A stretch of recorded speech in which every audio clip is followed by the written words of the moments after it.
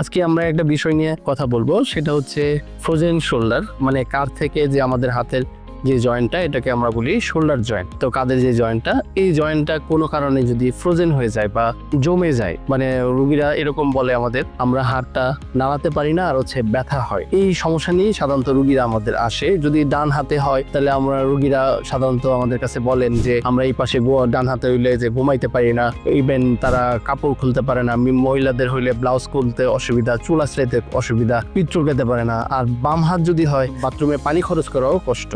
কাদের আসলে frozen shoulder বেশি হয়? ফ্রোজেন শোল্ডার আসলে বেশিরভাগ ক্ষেত্রে কারণ জানা যায় না, কিন্তু ইডিওপ্যাথিক। তারপরেও কিছু কিছু রোগী আছে, মানুষ আছে তাদের ফ্রোজেন শোল্ডার হইতে পারে। যেমন হচ্ছে 40 বছরের পরে ইউজুয়ালি মহিলাদের বেশি হয়। সাধারণত ডায়াবেটিক যারা থাকে, আনকন্ট্রোল ডায়াবেটিস, তারপরে যদি কোনো আপনার মেজর সার্জারি, নিউরো সার্জারি অথবা কার্ডিয়াক সার্জারি বা হার্ট অ্যাটাক, স্ট্রোক হওয়ার পরেও ফ্রোজেন শোল্ডার হইতে পারে। ফ্রোজেন শোল্ডার রোগীর সাধারণত এক্স রে বা পরীক্ষা নিরীক্ষা ওরকম সমস্যা আমরা পাই না।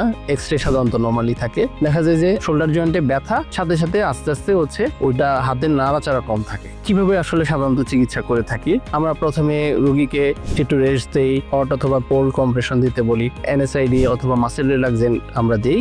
তারপর আমরা কিছু ফ্রোজেন শোল্ডারের জন্য ব্যায়াম দিই। ব্যায়ামগুলো অবশ্যই আমরা যখন ব্যথা কমবে তারপরে আমরা ব্যায়াম দিব। আর হচ্ছে ফিজিওথেরাপি নেওয়া যায়, তবে বেশি ব্যথা থাকা অবস্থায় ফিজিওথেরাপি নেওয়া যাবে না, নিলে আরো ব্যথা বাড়বে।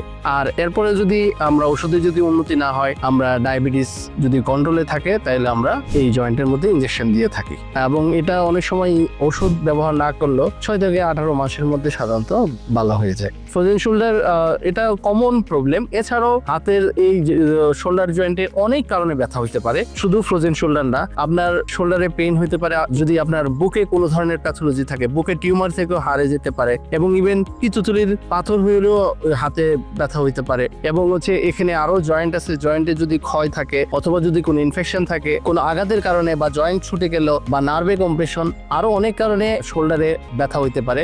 শোল্ডারে ব্যথা মানেই ফ্রোজেন শোল্ডার নয়, সব শোল্ডারের ব্যথাই ফ্রোজেন শোল্ডার নয়। এটা কি কারণে ব্যথা হয়েছে সেটা জানার জন্য আপনি নিকটস্থ অর্থোপেডিক সার্জনের সাথে যোগাযোগ করবেন। আর আশুগঞ্জে যোগাযোগ করতে হলে আমরা নিয়মিত লাভিডা হসপিটালে আপনাদের সেবায় নিয়োজিত আছি। ধন্যবাদ সবাইকে। আসসালামু আলাইকুম। আমি doctor Sanaullah Khandakar, orthopaedic surgeon, assistant professor, Brahmanbaria medical college, consultant হিসেবে নিয়মিত রোগী দেখতেছি লাভিডা হসপিটাল, আশুগঞ্জ।